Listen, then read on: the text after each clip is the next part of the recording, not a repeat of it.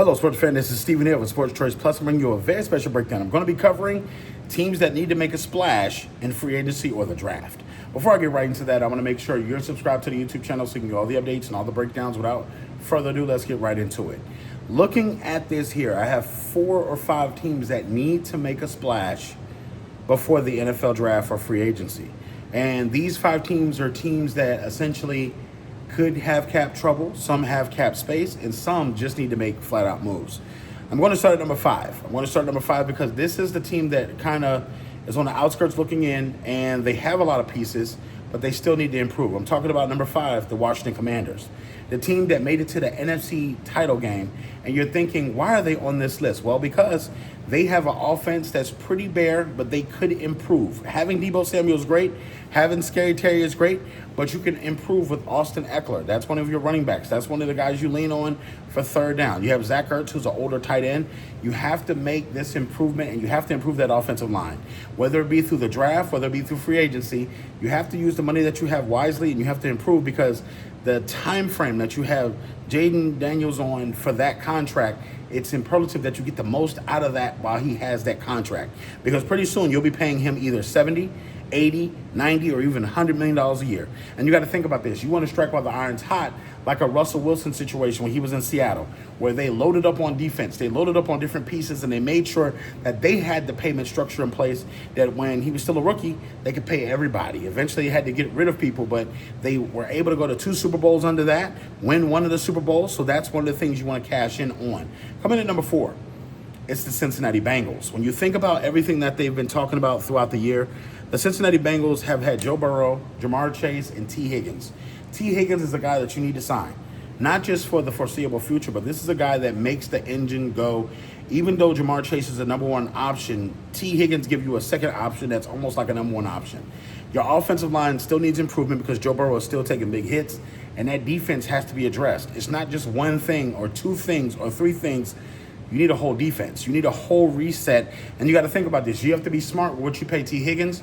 You got to be smart with what you pay Jamar Chase. And you also have to be smart what you reset your defense with, because you're losing key pieces to your defense that were actually productive in order to pay Jamar Chase and also T. Higgins. You got to keep in mind, if you're just going to blow people out and play offense, that's one thing, but you have to make sure that your offense can sustain that with an offensive line. It starts with the offensive line. It ends there as well, because the trenches are where a lot of your battles are won. A lot of your high point scoring games can go back and forth because you got the offensive line that protect Joe Burrow while he has time to look down the field to your all-pro receivers. Coming in at number 3, even though they had a pretty decent year, he had a pretty decent rookie year, it's everything all in on the Bears. Bear down, Bear country.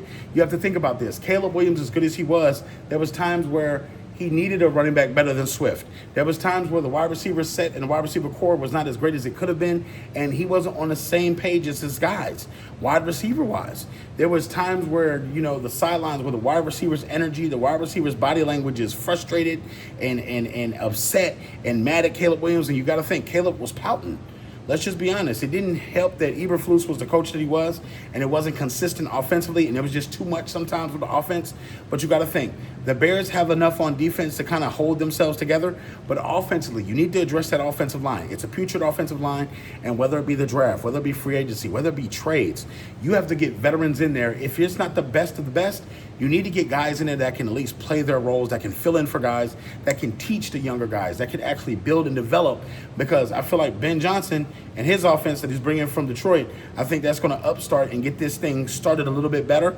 But I think the offensive line play, the quick set, the quick snap counts, the getting the ball out your hands very quickly, that's going to help Caleb Williams a little bit, but you're going to have some type of protection, because when you face some of these teams like the Minnesota Vikings, when you face the Packers, when you face the Detroit Lions, when you face other NFC teams, it gets nothing but difficult from there.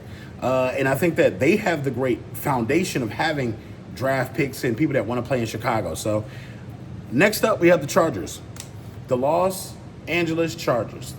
The Los Angeles Chargers ran out of gas last year. They ran out of healthy bodies at the running back position. A couple of positions were beat up and banged up, and they took the cheap route last year. They didn't spend a lot of money in free agency.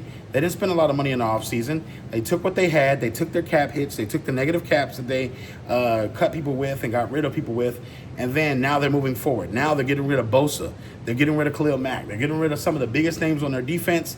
And also you're having to rebuild and rebrand that offense because let's just face it. I'm not confident with your wide receivers. I'm not confident with your running game.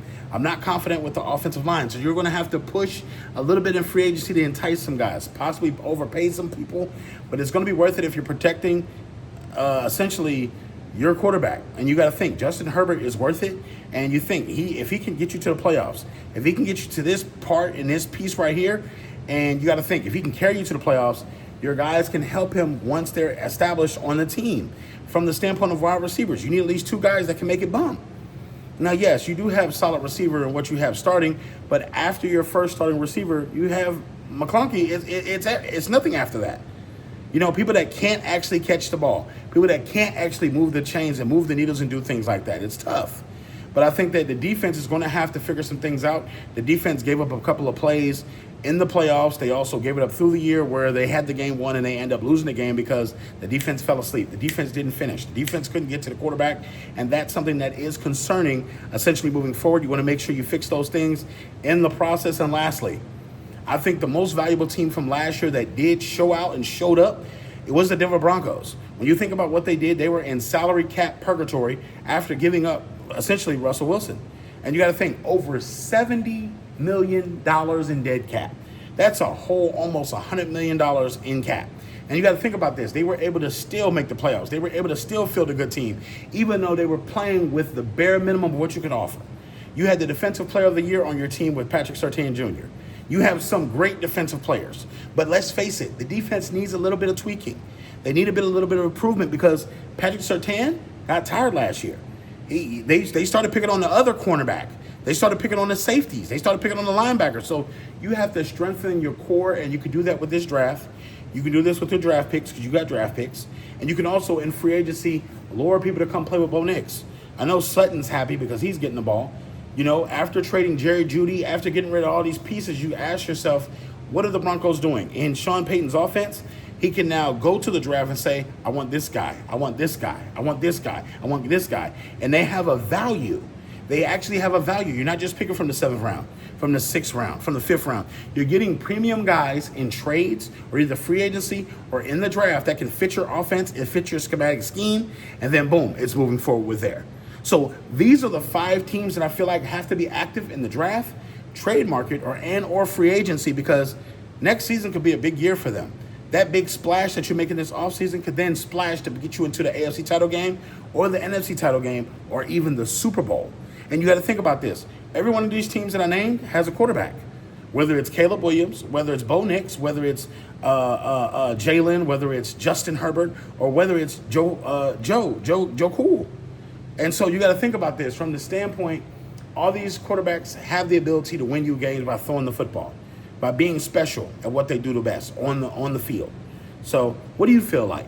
Are you NFL fans? If I've named your NFL team, get in the comment section below. Tell me what your team needs to do in free agency or in the draft. Definitely check out Sports Choice Plus on the YouTube channel. Make sure you're sharing in your Facebook group, and we'll see you on the very next episode.